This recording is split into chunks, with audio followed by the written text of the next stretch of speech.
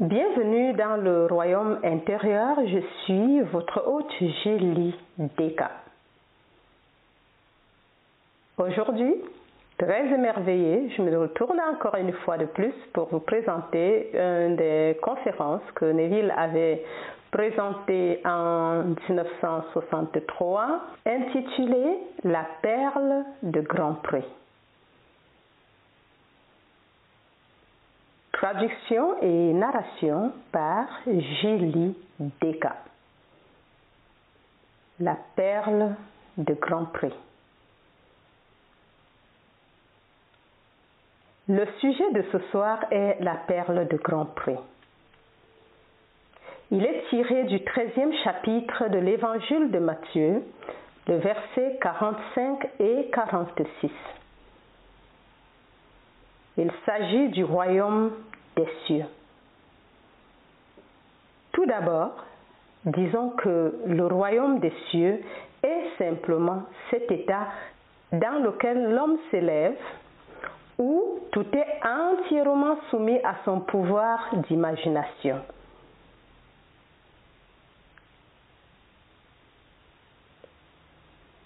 Il est destiné à être un héritier, un avec son Père qui est Dieu, où tout est mis sous son pouvoir.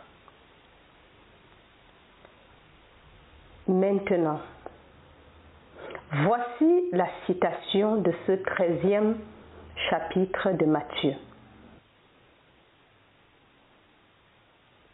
Le royaume des cieux est semblable à un marchand à la recherche de perles fines qui, ayant trouvé une perle de grand prix, alla vendre tout ce qu'il avait et l'acheta.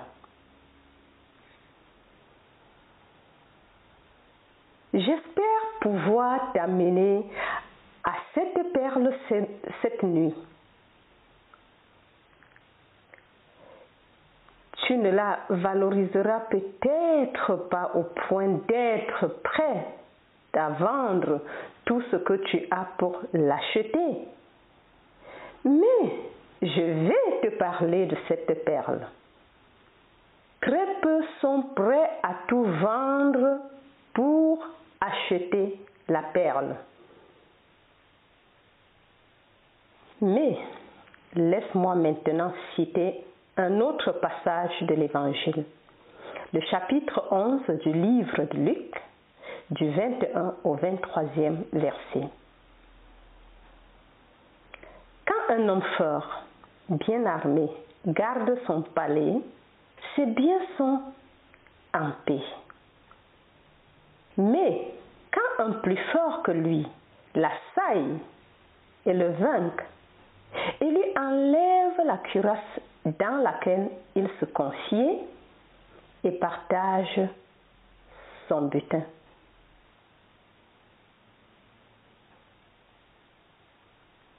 La ligne suivante, comme s'il s'agissait d'une réflexion après coup, jette toute la lumière du monde sur cette déclaration. Celui qui n'est pas avec moi est contre moi. Il n'y a aucune neutralité bienveillante, aucune. Celui qui n'est pas avec moi est mon ennemi, il est contre moi.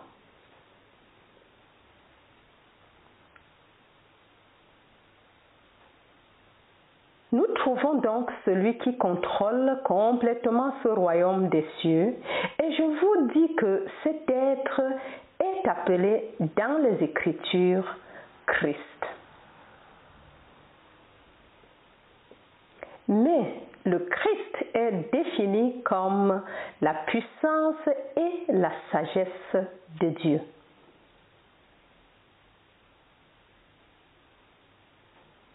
Dans le premier chapitre de la première lettre de Paul aux Corinthiens, Christ est la puissance et la sagesse de Dieu. Verset 24. Ne recherche pas un autre, ne recherche pas un homme. Un homme n'est que l'instrument par lequel s'exerce cette puissance et cette sagesse, mais le Christ lui-même est la puissance et la sagesse de Dieu. Toi et moi sommes les instruments par lesquels cette puissance et cette sagesse s'exercent.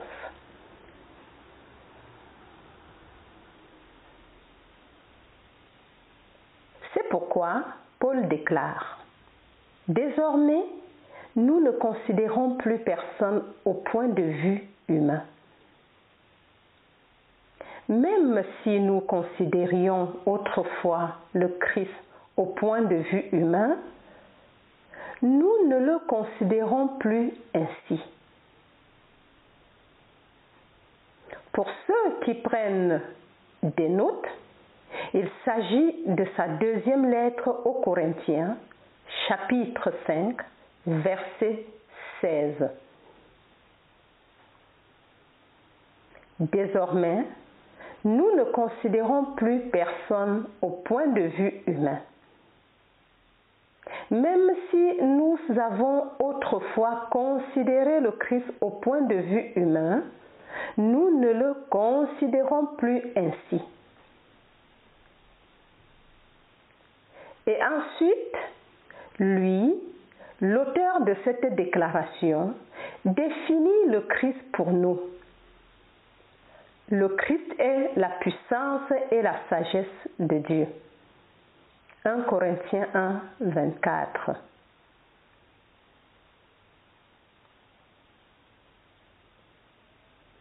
Maintenant, on nous dit, par lui, tout a été fait, et sans lui, rien de ce qui a été fait n'a été fait. Mais rien. Jean 1, 3.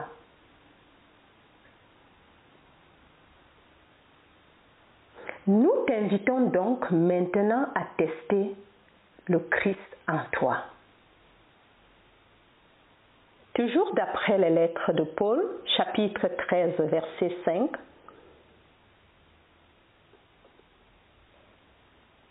Examine-toi toi-même pour voir si tu persistes dans la foi.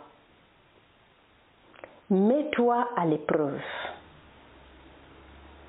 Ne réalises-tu pas que Jésus-Christ est en toi? À moins, bien sûr, que tu ne réussisses pas à passer le test. J'espère que tu découvriras que nous n'avons pas échoué. 2 Corinthiens 13, 5.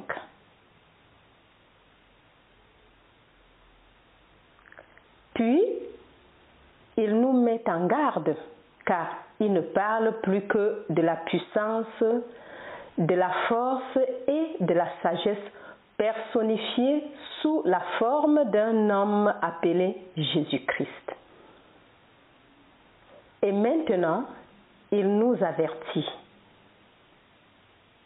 J'espère et je prie Dieu que tu n'en fasses pas un mauvais usage. Verset 7. Même si tu penses, il sous-entend maintenant que je n'ai pas utilisé toute ma connaissance.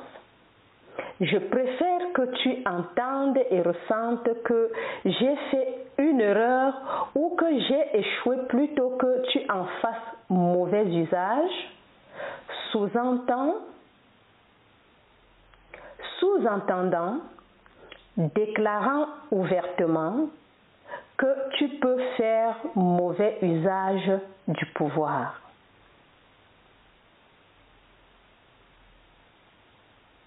Tout le monde dans le monde utilise ce seul pouvoir, mais ils ne le savent pas. Et donc, ils essayent de nous amener à la connaissance de ce pouvoir et à son utilisation sage. On l'appelle comme nous l'avons cité pour la première fois, la perle de grand prix.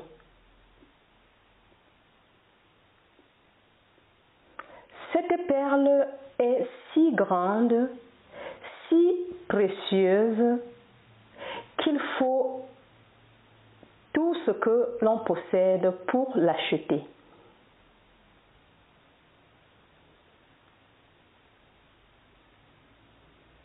Maintenant, tu ne vas pas liquider tes actions et tes obligations. Tu ne vas pas vendre ta maison. Tu ne vas rien vendre dans le monde de César.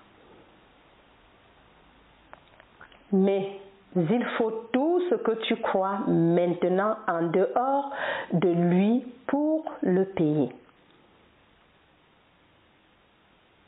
Tu crois en l'autorité, il faut la vendre.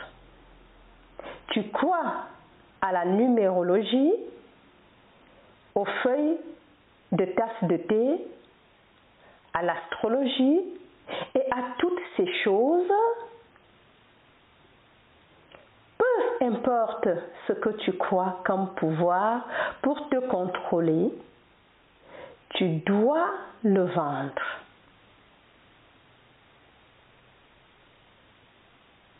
Il faut vendre toutes ces croyances. Il faut vendre toutes ces croyances. Personne ne te les achètera, mais tu les cèdes comme étant sans valeur. Par conséquent, il n'y a pas de prix attaché, aucune valeur que ce soit.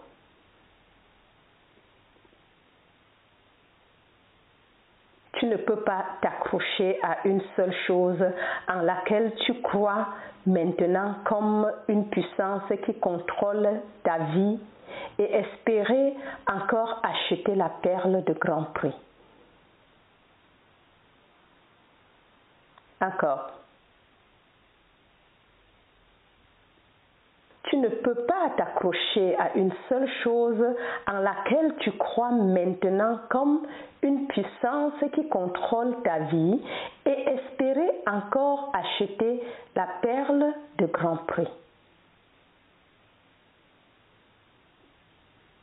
Tout ce en quoi tu crois maintenant, que ce soit les médicaments que tu prends, les régimes alimentaires, si tu es végétarien et que tu penses que c'est le chemin vers Dieu, si tu manges de la viande et que tu penses que c'est le chemin vers Dieu, si tu es non-fumeur, non-buveur et que c'est le chemin vers Dieu, ou si tu es fumeur et buveur et que c'est le chemin vers Dieu.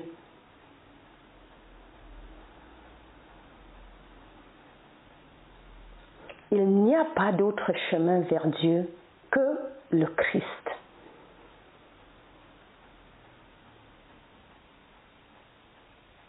Je suis le chemin.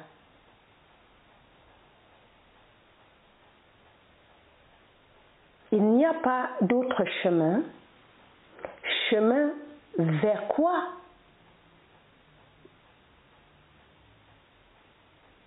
Vers tout dans ce monde,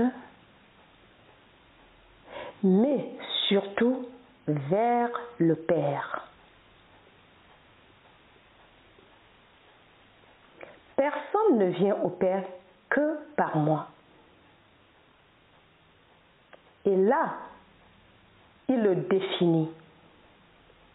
Il est le seul chemin vers tout ce que toi et moi cherchons dans ce monde.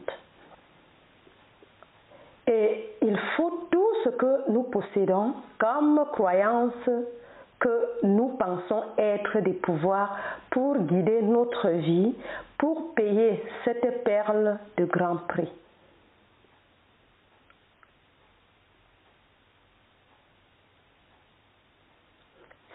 pense un seul instant que tu peux t'accrocher à une petite chose au cas où cela ne marcherait pas, tu ne peux pas acheter la perle.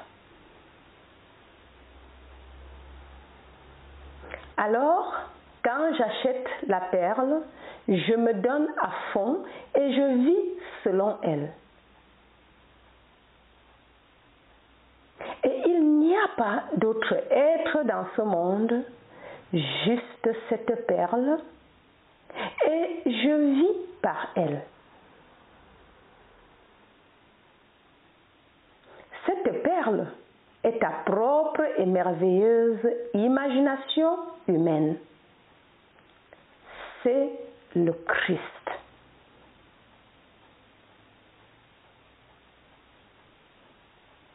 Maintenant, je la vois dans le public ce soir. Vendredi soir dernier, cette douce dame m'a raconté cette histoire. Elle est entrée dans la boulangerie pour acheter les choses inhabituelles que nous achetons quand nous allons dans une boulangerie. Et la dame qui la servait n'avait pas l'air bien. Sans lui demander les raisons de son apparence actuelle, elle lui a parlé en rentrant chez elle, comme si elle se tenait physiquement devant elle.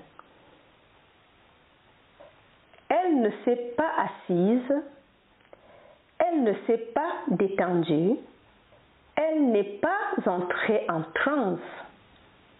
Elle l'a simplement amené devant son esprit et l'a entendu dire qu'elle se sentait si bien et elle l'a complimenté sur son apparence.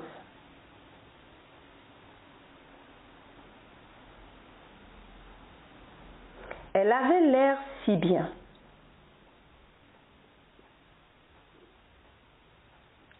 C'était une communication entre deux âmes. Comment elle avait l'air si bien.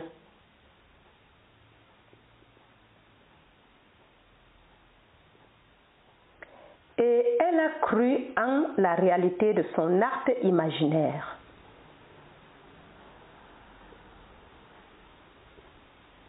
Une semaine plus tard, elle retourne dans la même boulangerie et voici cette dame, la même dame, mais rayonnante. Si radieuse qu'elle a suscité une réaction de celle-ci et elle a dit « Mais vous avez l'air si bien, que s'est-il passé ?» Eh bien, elle a dit « La semaine dernière, j'ai hérité d'un peu d'argent et j'ai payé toutes mes factures. J'ai payé tout ce que je devais dans ce monde. Et donc, je n'ai pas de dette et j'ai de l'argent. » Maintenant, cette dame est totalement inconsciente du cadeau qu'elle a reçu de la dame qui est présente ici ce soir. Totalement inconsciente.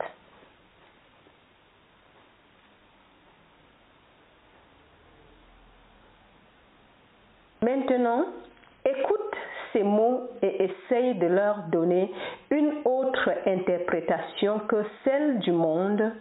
Et ensuite, dis-moi si tu peux.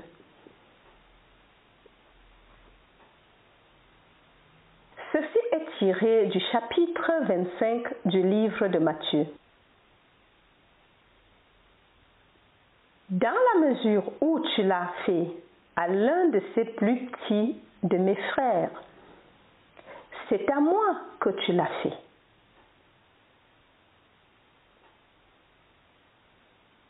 Tu n'as pas besoin du consentement d'un être quelconque dans ce monde pour entendre une bonne nouvelle pour lui.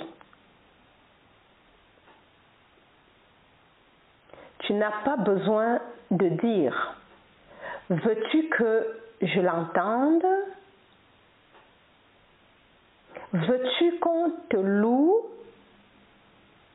Si tu leur demandes à l'avance. Dois-je entendre une bonne nouvelle pour toi? Tu ne le demandes que dans l'éventualité où cela fonctionnerait, où il te ferait des éloges, ou te donnerait quelque chose d'une manière ou d'une autre.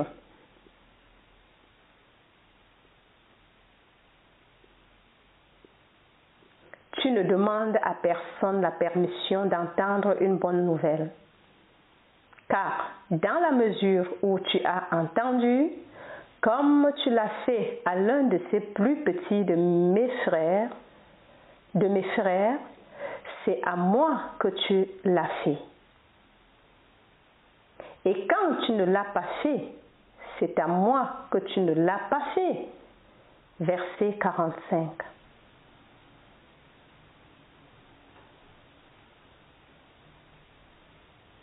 Ainsi, à chaque instant, tu as l'occasion d'agir en faveur de Jésus-Christ, Jésus-Christ étant ta propre et merveilleuse imagination humaine. Voir un homme dans le besoin et ne pas agir selon ta propre et merveilleuse imagination, comme elle l'a fait, c'est garder les blessures ouvertes et porter de plus en plus au corps de Jésus, car le seul Jésus-Christ est en toi comme ta seule et merveilleuse imagination humaine. Le Christ en toi est l'espérance de la gloire. Viens te mettre à l'épreuve et tu verras.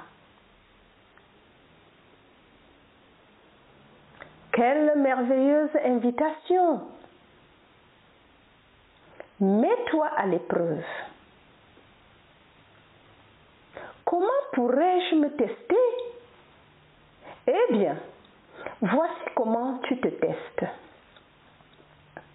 Je te dis que si tu imagines, comme l'a fait cette dame, que quelqu'un se tient devant toi sous une forme corporelle, bien qu'il ne puisse pas être vu par ton œil mortel, mais qu'en fait tu imagines qu'il se tient devant toi et que tu as engagé une conversation avec lui en partant du principe que tu as satisfait ton désir pour lui, et qu'ensuite tu le ressens comme tu le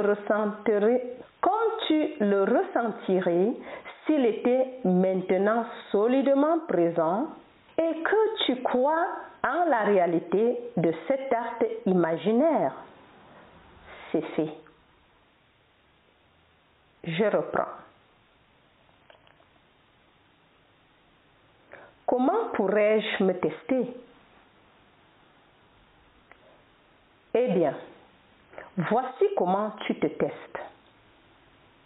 Je te dis que si tu imagines, comme l'a fait cette dame, que quelqu'un se tient devant toi sous une forme corporelle, bien qu'il ne puisse pas être vu par ton œil mortel, mais qu'en fait tu imagines qu'il se tient devant toi et que tu as engagé une conversation avec lui en partant du principe que tu as satisfait ton désir pour lui, et qu'ensuite tu le ressens comme tu le ressentirais s'il était maintenant solidement présent, et que tu crois en la réalité de cet acte imaginaire, c'est fait.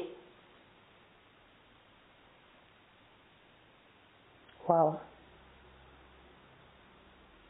Et comment cela se produit? Tu n'as pas à t'en soucier. Il a sa propre manière de s'extérioriser dans leur monde. Tout ce que tu dois faire est de le faire. Comme il nous est dit dans le premier chapitre du livre de Jacques, reçois avec douceur la parole implantée, et la parole s'appelle Jésus-Christ, la puissance et la sagesse de Dieu. Encore. Tout ce que tu dois faire est de le faire. Comme il nous est dit dans le premier chapitre du livre de Jacques, reçois avec douceur la parole implantée. Et la parole s'appelle Jésus-Christ, la puissance et la sagesse de Dieu. Mais sois un pratiquant de la parole et ne te contente pas de l'entendre en te trompant toi-même. Verset 22. Ainsi, lorsqu'il me dit d'être un pratiquant de la parole, le monde pense que cela signifie sortir et faire un effort physique. Non, Jacques ne me dit pas de substituer les œuvres à la foi. Les œuvres sont la preuve que la foi que je professe est vivante ou morte.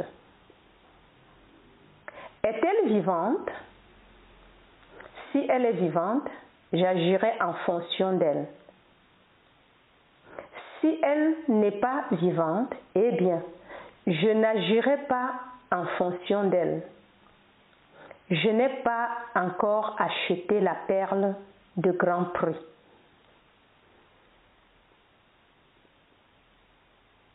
Quand j'achète la perle de grand prix, il n'y a pas d'autre perle comme elle. Je vends tout dans ce monde pour l'acheter. Je vends toutes les croyances en des pouvoirs autres que ma propre et merveilleuse imagination humaine. Chacun, parce qu'il a l'imagination et que chacun peut imaginer et que chacun peut croire à la réalité de son art imaginaire, est libre. Encore. Chacun, parce qu'il a l'imagination et que chacun peut imaginer et que chacun peut croire à la réalité de son art imaginaire, est libre. Cela rend l'homme libre, car il nous est dit, si tu crois ma parole et si tu demeures dans ma parole, alors tu connais la vérité et la vérité te rendra libre. Jean 8, 31. Eh bien, comment définit-il la vérité? Il dit, je suis la vérité. Il a dit, si tu connais ma parole, tu connais la vérité et je suis la vérité. Donc, si tu demeures en cela, alors tu seras libéré. Tu veux dire que si je m'imagine simplement que je suis l'homme ou la femme que je voudrais être, c'est tout ce que je dois faire? Essaye tout simplement. Imagine que tu es déjà l'homme ou la femme que tu aimerais être. Encore. Tu veux dire que si je m'imagine simplement que je suis l'homme ou la femme que je voudrais être, c'est tout ce que je dois faire? Essaye simplement. Imagine que tu es déjà l'homme que tu aimerais être, la femme que tu aimerais être, que tes amis sont et que de parfaits inconnus sont comme tu voudrais qu'ils soient. Wow. Imagine-le tout simplement. Essaye-le. Teste-toi et vois. Lorsque tu te testes et que cela se produit, alors peux-tu revenir à la croyance en un pouvoir quelconque en dehors de Jésus-Christ?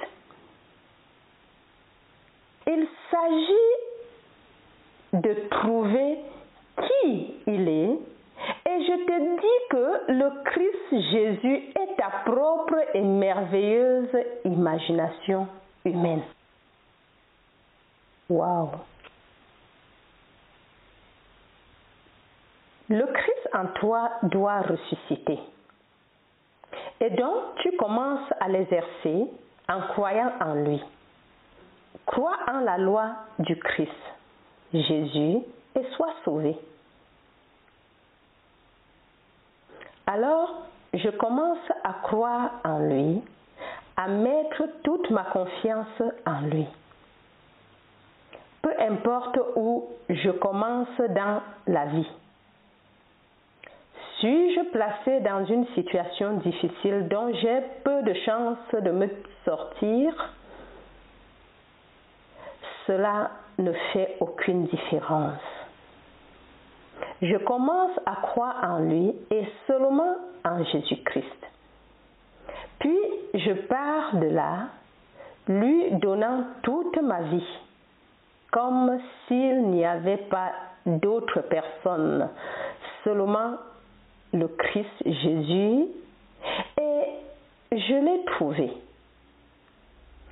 C'est ma propre et merveilleuse imagination humaine. Quand je crois en lui à ce point-là, les choses arrivent.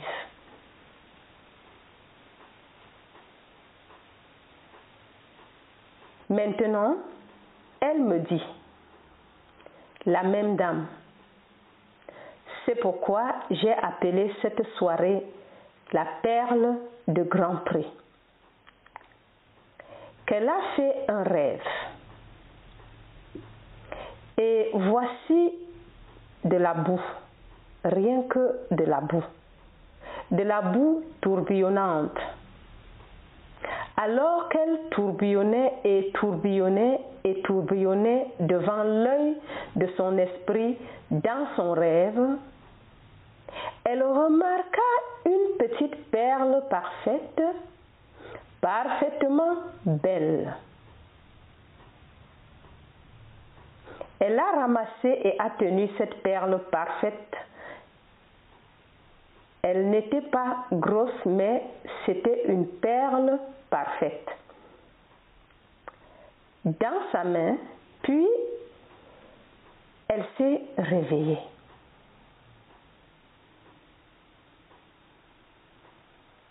Maintenant, cette perle, elle l'a trouvée dans la série d'expériences qu'elle a menées.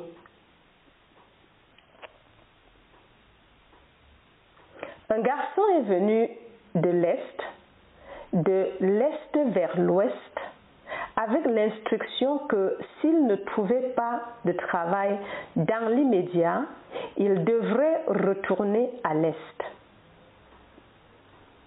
Et donc, simplement, un vendredi soir, elle a vu, pas physiquement, mais dans son esprit, comme s'il se tenait devant elle physiquement et l'a félicité pour le travail, comme si c'était un vrai contact physique. Le lundi, le garçon a obtenu le travail et n'a donc pas dû retourner sur la côte est. Waouh!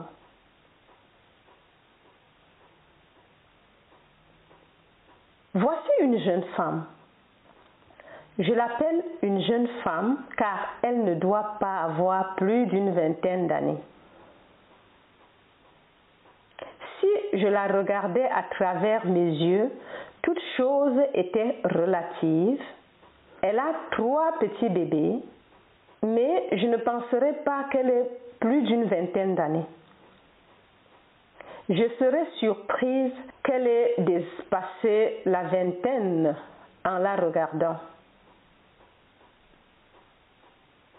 Née en Italie, d'une famille catholique, de foi catholique, elle a été amenée à notre rencontre par sa belle-mère et a adopté ce concept de Jésus-Christ.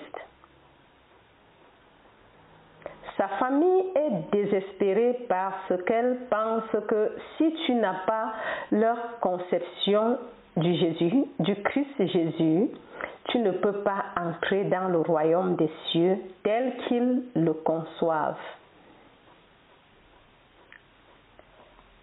Mais je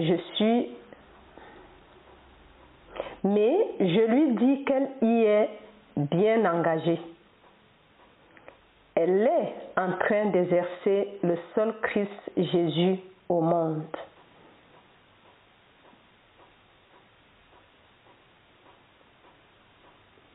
Il nous demande de le tester à chaque instant. Mais tu ne peux pas l'acheter que si tu en payes le prix. Et le prix, il faut que ce que tu as pour l'acheter. Il faut tout ce que tu as pour l'acheter. Écoute ces mots. Le royaume des cieux est semblable à un marchand à la recherche de belles perles qui, ayant trouvé une perle de grand prix, alla vendre tout ce qu'il avait et l'acheta. Tout, pas quelque chose. Le commun des mortels dirait: après tout, je sais que tout cela est bien beau, mais le 100K me fait dormir alors que le café normal me tient éveillé. Et je sais qu'un martini supplémentaire me fait tant et tant d'effets. Et je n'en prends pas. Ou alors, je pourrais prendre de la vodka parce que c'est bon pour mon haleine et pas pour le martini. Et il y a 1000 choses dans le monde que les gens ont concernant ce qu'ils devraient faire. Toute croyance en une puissance extérieure au Christ Jésus, tu y renonces et tu t'accroches à lui et seulement à lui. Waouh! Alors tu auras acheté la perle. Alors tu l'exerces, la plus grande valeur au monde, et c'est Jésus-Christ. Alors voici, elle est là ce soir. Je pense qu'elle a la perle de grand prix. Je pense qu'elle a la perle de grand prix. Waouh!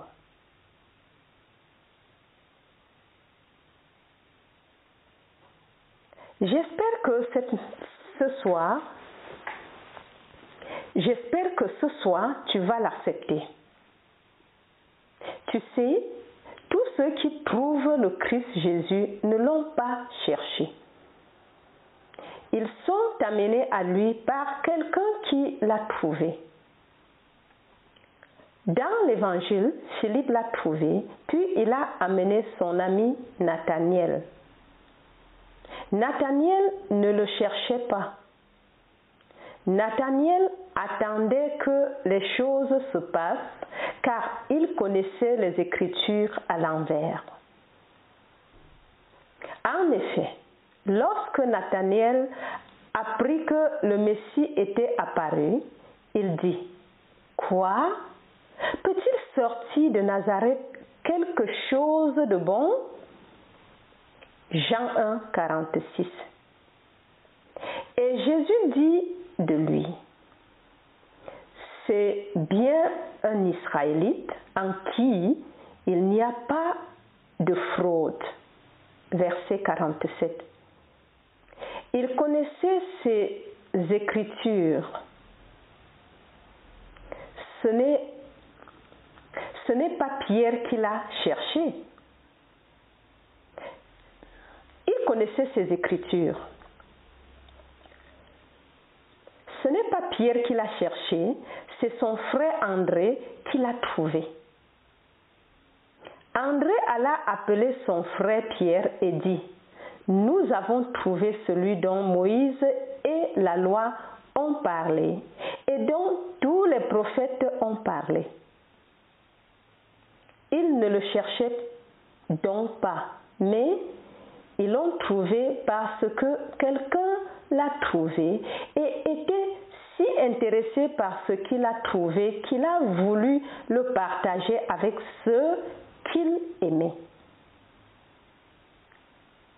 Car s'il est tout ce que nous prétendons qu'il est, nous ne pouvons donc pas le garder pour nous. Nous devons le partager. Wow!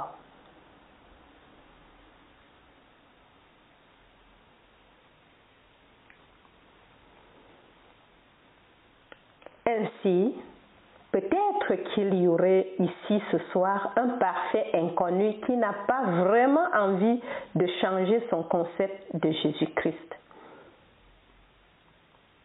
Il ne cherche pas du tout un autre concept de lui. Et peut-être que tu seras assez intéressé pour tester ce dont je parle et voir si ce n'est pas le Christ Jésus, car, écoute bien, par lui, tout a été fait et sans lui, rien de ce qui a été fait n'a été fait. Jean 1, 3.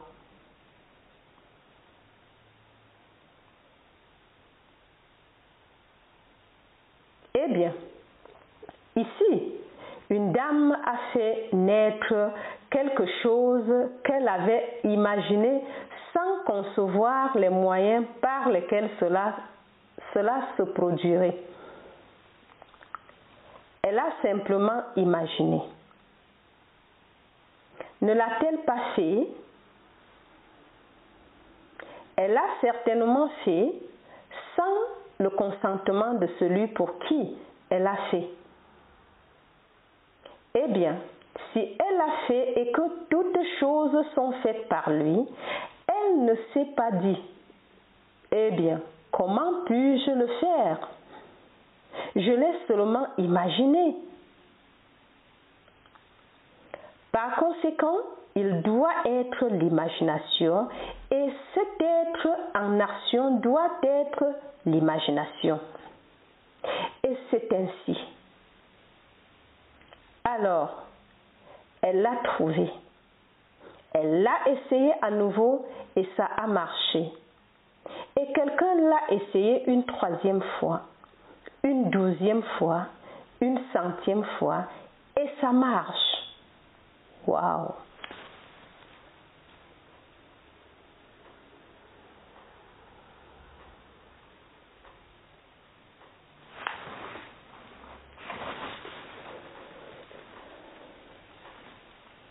Mais, si je dis cela à quelqu'un dans le monde et qu'il ne veuille même pas l'essayer, eh bien, tu sais qu'en science, exiger une preuve avant d'être prêt à faire de l'expérimentation est un non-sens. Ce n'est qu'au travers de l'expérimentation et de sa mise en pratique que nous pouvons recevoir une preuve.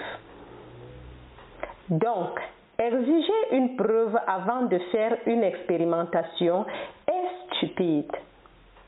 Je dis donc au monde que s'il existe des preuves pour une chose, ce ce que le monde en pense ou même ce qu'il en souhaite n'a aucune importance. Cela ne fait aucune différence.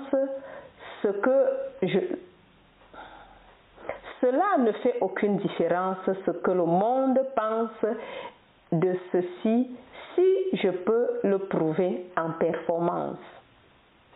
Wow!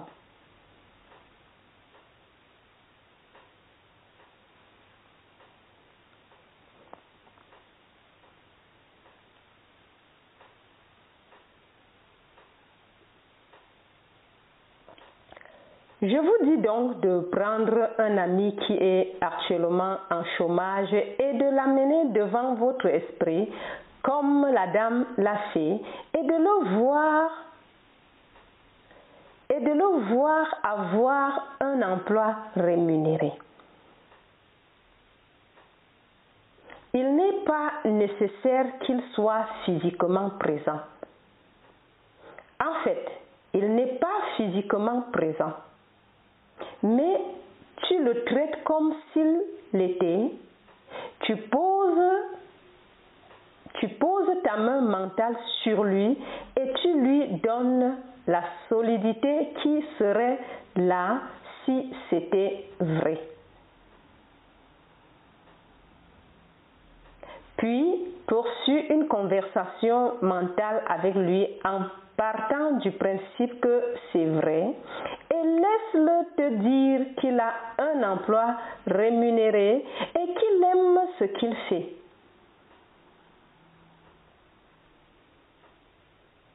Il y a de telles opportunités, une telle croissance dans ce qu'il fait. Et ne faites rien en dehors de cela. Car écoute les paroles de Paul concernant le Christ. Le Christ est la puissance et la sagesse de Dieu. Ce n'est pas seulement une puissance aveugle. Une puissance aveugle. C'est une sagesse, la sagesse de Dieu. Si c'est la sagesse de Dieu, elle sait comment naviguer dans le vaste monde entier et le déplacer pour amener celui à un état,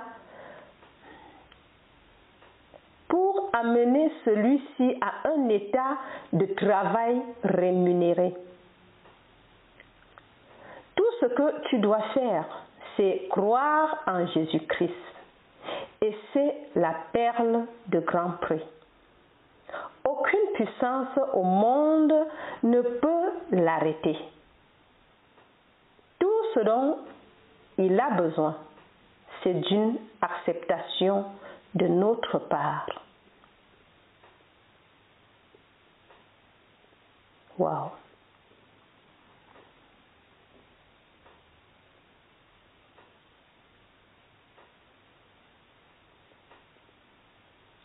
Donc ici, quand il y a un homme fort et qu'il est tout armé et qu'il garde son propre palais, ses biens sont en paix. Mais quand un plus fort que lui l'assaille et le vainque, il lui enlève la cuirasse dans laquelle il croyait, et alors il dispose du butin, il partage le butin. Maintenant, cette merveilleuse déclaration, celui qui n'est pas avec moi est contre moi. Celui qui n'assemble pas avec moi disperse. Elle est si peu pertinente par rapport à la scène qui l'a précédée et elle jette toute la lumière du monde sur cette déclaration. Une certaine puissance dans le monde vient à l'esprit de l'homme. c'est le Christ Jésus. Tu n'as pas besoin d'une position sociale, d'une situation financière, d'un bagage intellectuel, d'aucun de ces bagages pour te sentir en sécurité dans le monde. Tu l'as trouvé. Et c'est celui qui peut vaincre toutes les puissances du monde. Et si tu n'es pas avec lui, alors tu es contre lui. Tu ne le penserais pas. Wow.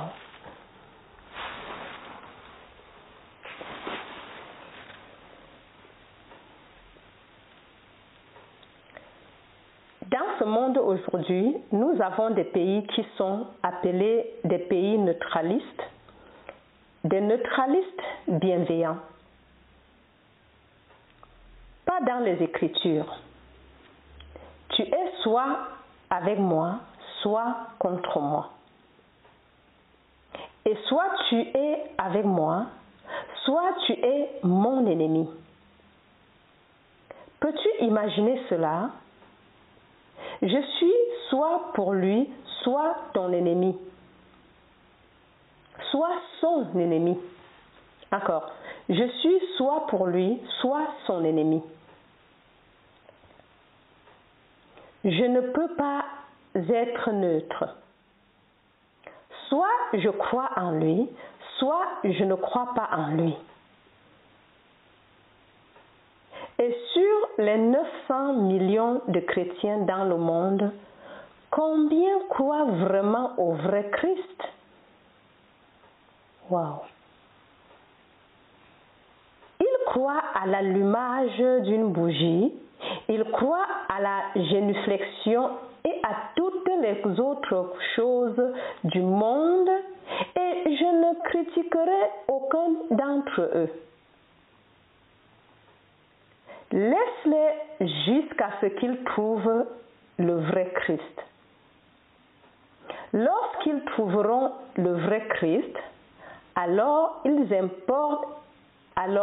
importe peu que tu manges de la viande ou non, que tu boives ou non, que tu fumes ou non, et que tu fasses toutes ces choses.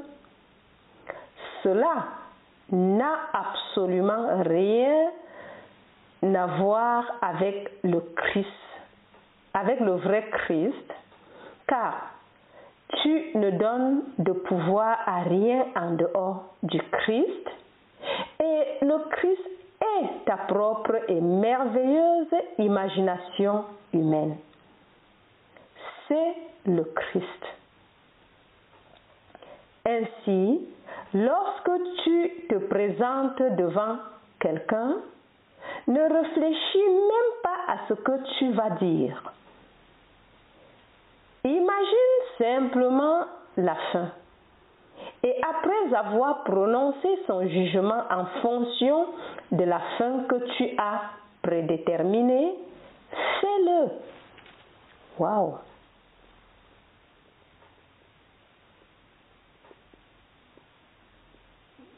Vis de cette manière dans le monde, en faisant confiance à 100% à la perle de grand prix. Je peux te dire qu'elle ne te fera pas défaut. Mais tu ne peux pas la modifier. Tu ne peux pas ressentir une seule petite chose de réserve. Je parle par expérience. Ne sachant pas que c'était ma propre imagination qui prédisait avec précision, par le biais des cartes et des étoiles, j'ai gardé une petite réserve dans mon esprit lorsque j'ai trouvé le Christ. J'aurai encore dans l'œil de mon esprit mon ancien horoscope et je pourrai rapidement arranger sa progression et je saurai le jour et justifier l'échec.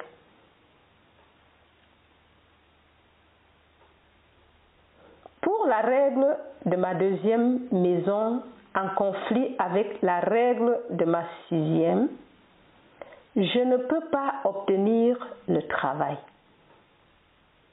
Il n'y a pas d'argent. Donc, tout est là, tout est dans mon esprit. J'ai dû l'abandonner complètement et déchirer mon horoscope dans mon esprit. Il n'existe pas. J'ai dû le détruire complètement en tant que pouvoir qui me guidait. Wow!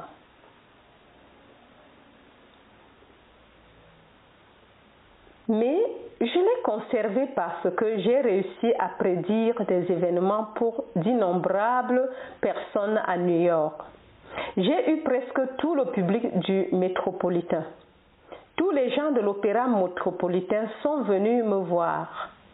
Je croyais tellement en ce que je faisais que je prédisais avec conviction. Ça a marché. Et il était tellement convaincu.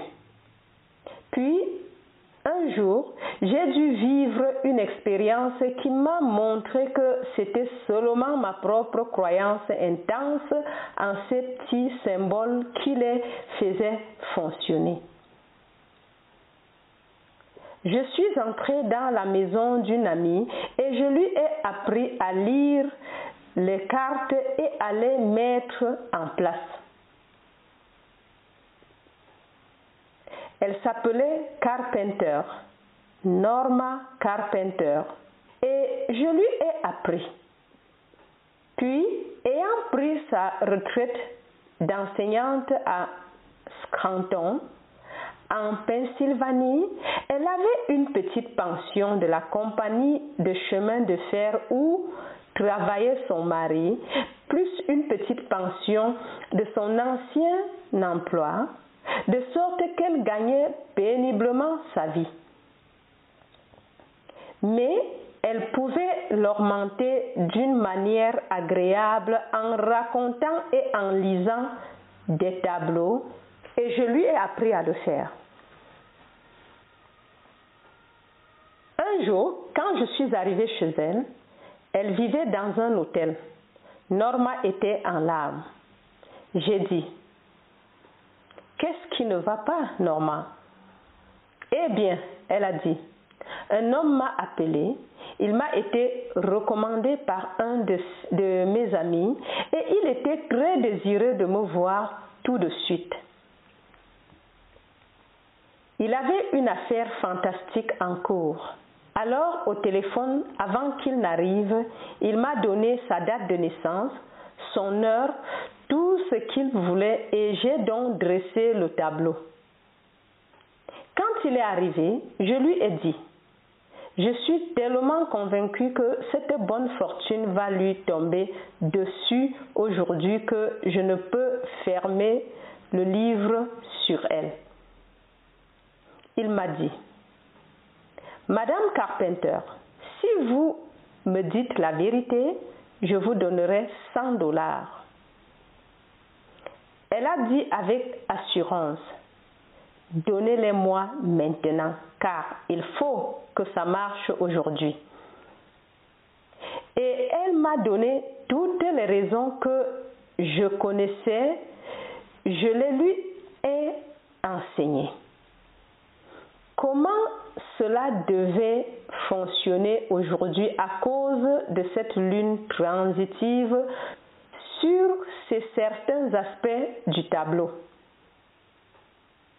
Il a dit: non, si ça marche, vous l'aurez aujourd'hui, mais je ne vous le donnerai pas maintenant. J'ai dit: qu'est-ce qui ne va pas avec ça? Eh bien, elle a dit: j'ai fait cette carte à partir d'un volume relié d'éphémérides. J'étais assise à la fenêtre ouverte. il a fait chaud et je me suis détournée. J'étais distraite.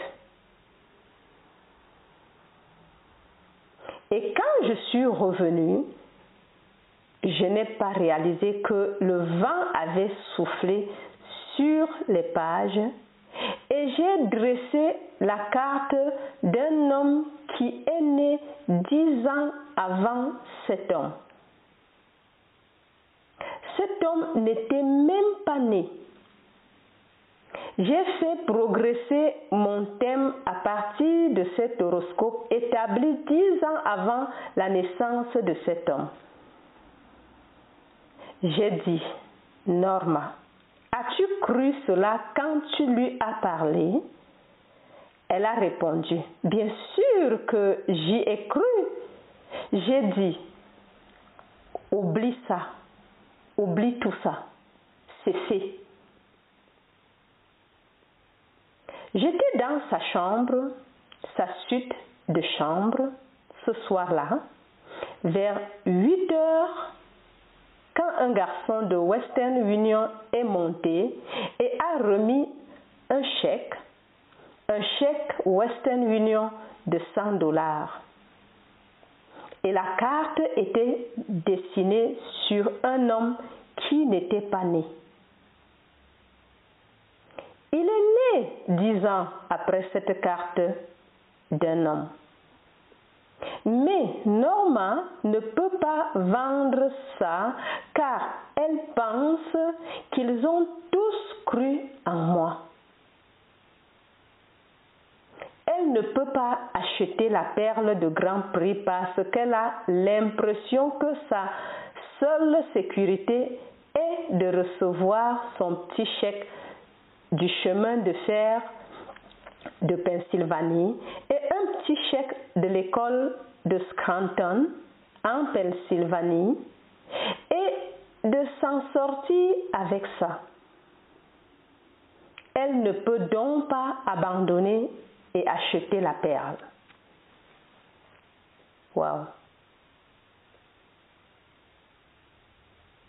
Tu dois abandonner toute croyance dans ce monde en une puissance extérieure au Christ pour acheter le Christ. Il n'y a rien d'autre que Jésus-Christ.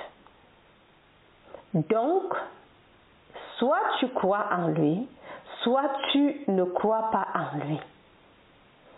Et toute réservation pour un jour de pluie, il pleuvra. Alors, tu retiens la croyance aux étoiles? Eh bien, j'avoue, après l'avoir fait avec tant de succès pendant des années, que j'avais toujours dans mes meubles manteaux ma carte du ciel. Et donc, tu vois que tu peux toujours justifier l'échec. Comme Blake l'a dit, l'auto-justification est la voie de l'enfer. L'auto-justification est la voie de l'enfer. Je ne le savais pas. En enfer, tout le monde se justifie. Peu importe ce qu'il fait. Si c'est un échec, il le justifie. Il te donne toutes les raisons du monde. Mais l'enfer n'est pas un endroit en dehors de la terre. C'est ici même. Nous sommes donc dans l'enfer à justifier l'échec. Nous disons, je n'ai pas pu le faire car vois mon Vénus. Je n'ai pas pu le faire car vois mon Vénus. Et puis dès que Vénus dépasse le point où elle interfère avec moi, mais j'ai encore Mercure. Et c'est parti. Et quand, malgré Vénus et Mercure, quelque chose se produit, pourquoi n'ai-je pas vu cela? Eh bien, c'était là depuis le début.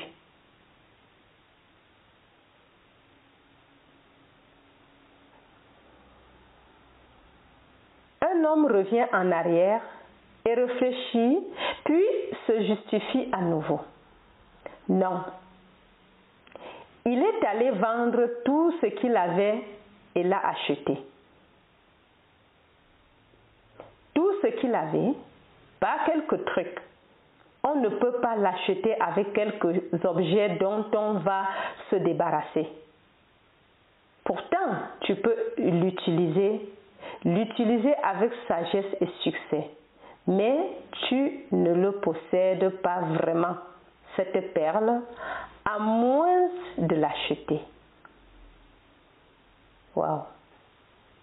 Et tu peux l'acheter seulement quand tu as vendu tout ce que tu as. Alors, achète-le. Et pour que ce soit tout ou rien, alors celui qui n'est pas avec moi est contre moi. Je sais que c'est une chose difficile, mais cela vaut-il la peine de l'avoir quand tu considères qu'en ayant le Christ Jésus, tu t'élèves dans un monde d'un ordre entièrement nouveau, où tout est soumis à ton pouvoir d'imagination? Tu n'es pas du tout ici. Tu passes du monde de la mort au monde de la vie quand tu le trouves et que tu le fais un avec toi.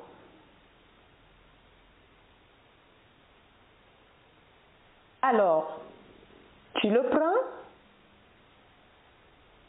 Et laisse-moi ce soir résumer rapidement. Cela ne me prendra pas plus d'une minute pour le faire, 2 minutes tout au plus. Tu prends ce modèle, il va t'aider, il va t'arriver. La crucifixion est terminée pour nous tous. Tu ne vas pas être crucifié. J'ai été crucifié avec le Christ.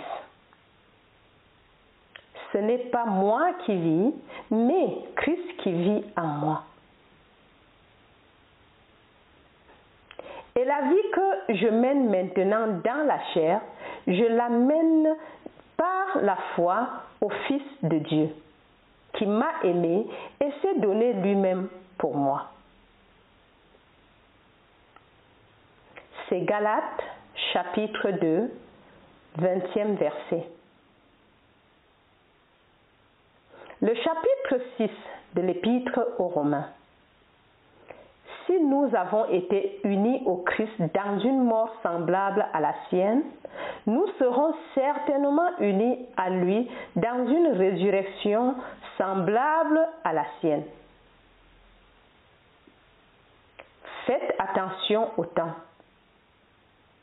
Si nous avons été unis à Christ dans une mort semblable à la sienne, c'est du passé.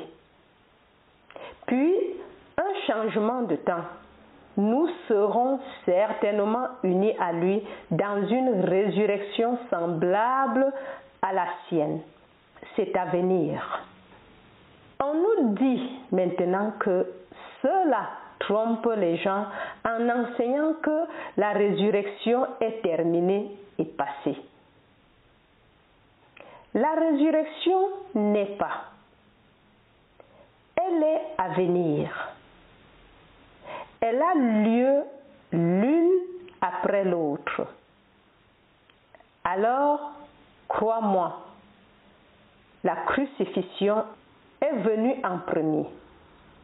Elle est terminée. La deuxième étape du drame qui se déroule est la résurrection. La deuxième étape est celle où l'homme se réveille dans une tombe pour découvrir qu'il était mort depuis le début. Sinon, il ne se réveillerait pas dans une tombe. On ne met pas quelqu'un dans une tombe s'il n'est pas mort. Tu te réveilles donc dans la tombe de ton crâne pour découvrir qu'elle n'était pas ce que tu croyais. C'était une tombe. Et à ce moment précis que tu découvres dans l'acte de résurrection, il est maintenant converti de tombeau en utérus. Et alors vient la naissance. C'est donc la crucifixion, puis la résurrection, la naissance d'en haut. Ce sont les 3 étapes. Puis vient une 4e étape. La 4e étape est celle où le titre des titres est conféré à celui qui est né d'en haut. En effet, le titre divin de première est conféré au Christ ressuscité dans l'expérience de l'homme. Personne d'autre que le Fils ne peut prononcer le mot Père. Ainsi, le Fils unique de Dieu, t'appelle Père. Et alors, le titre t'est conféré et tout est Père. Un avec Dieu parce qu'il est le Fils de Dieu et qu'il t'appelle Père, et tu le sais. Somme 2,7, Somme 89, 26. Puis vient l'étape suivante, l'étape finale, lorsque le temple et son merveilleux rideau qui séparait l'homme de Dieu est déchiré de haut en bas, de sorte que maintenant tu as un accès direct à l'être que tu étais et que tu es, l'être qui est Dieu. Aucun intermédiaire entre toi et Dieu. Va directement à l'être que tu es vraiment, qui est Dieu.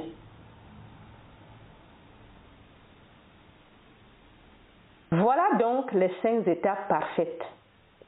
Et toutes les autres racontent ce déroulement à leur manière merveilleuse, indépendamment de l'ordre dans lequel elles se déroulent. Mais cette série, telle que je viens de te la donner, c'est la séquence. Nous sommes tous déjà crucifiés et tous seront finalement ressuscités individuellement. Puis, après la résurrection, viendra une naissance spirituelle où il naît dans une sphère entièrement différente. Et alors, lui est conféré dans cette sphère le titre divin de Père. Et il faut le Fils unique de Dieu pour conférer ce titre, car le Fils vient t'appeler Adonai, mon Seigneur, mon Père, en accomplissant les Écritures, en accomplissement du Psaume 89. Encore. Et il faut le Fils unique de Dieu pour conférer ce titre, car le Fils vient t'appeler Adonai, mon Seigneur, mon Père, en accomplissement des Écritures, en accomplissement du Psaume 89. Puis vient la finale, lorsque le rideau du temple se déchire de haut en bas et que tout se fend, que tous les rochers se fendent et que toute la terre tremble. Puis tu te lèves comme on te l'a dit dans cette forme qui ne peut être décrite. Dans les Écritures, on l'appelle Elohim, un être céleste, et le plus proche qu'on puisse trouver pour décrire l'Elohim est un serpent de feu. C'est exactement ce que tu es, ce que tu ressens et ce que tu vois quand tu te lèves. Humain, oui, mais pour toute l'histoire de la personnalité, une discontinuité radicale de la forme. Puis tu te lèves et le monde entier tremble. Tout est en toi. Le drame entier se déroule dans l'individu. Tu ne te lèves pas du corps, tu te lèves dans le corps. Tu ne t'éveilles pas du corps, tu t'éveilles dans le corps. Et tout cela se passe à l'intérieur de l'individu. Wow! Encore. Tout est en toi. Le drame entier se déroule dans l'individu. Tu ne t'élèves pas du corps, tu t'élèves dans le corps. Tu ne t'éveilles pas du corps, tu t'éveilles dans le corps. Et tout cela se passe à l'intérieur de l'individu.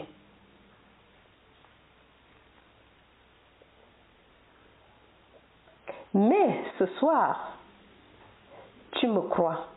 Et si tu ne savais pas que c'était la perle de grand prix et que je te l'ai apportée ce soir, j'espère que tu vas l'acheter.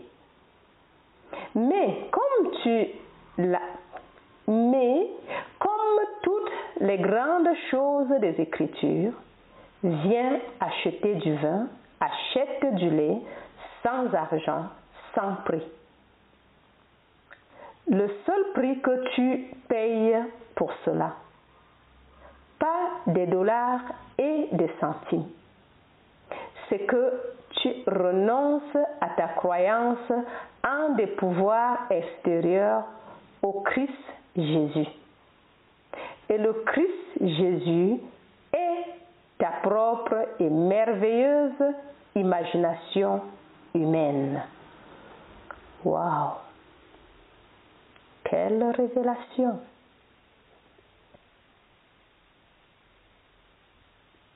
Et maintenant, entrons dans le silence.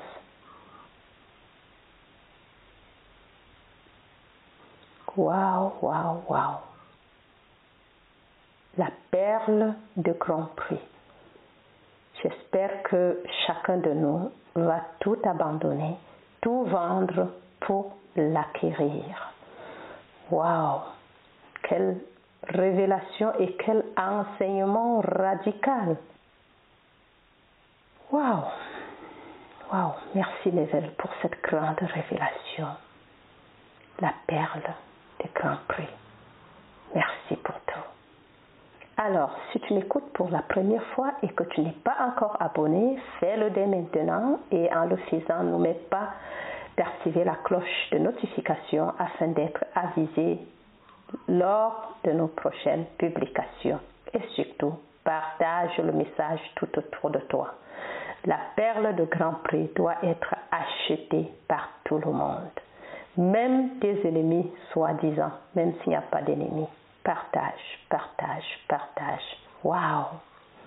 C'est le cadeau de Noël pour tout le monde. Transmets-le à tout le monde, à tout l'entourage et même au-delà. Tous les contacts Voilà. Et voilà, et surtout, n'oublions, sous chaque vidéo, c'est un lien PayPal. Donc, c'est l'occasion de participer ou contribuer pour les prochaines publications, pour d'autres contenus. On a assez et assez. Allez, je vous aime très très fort. C'était Julie Descartes.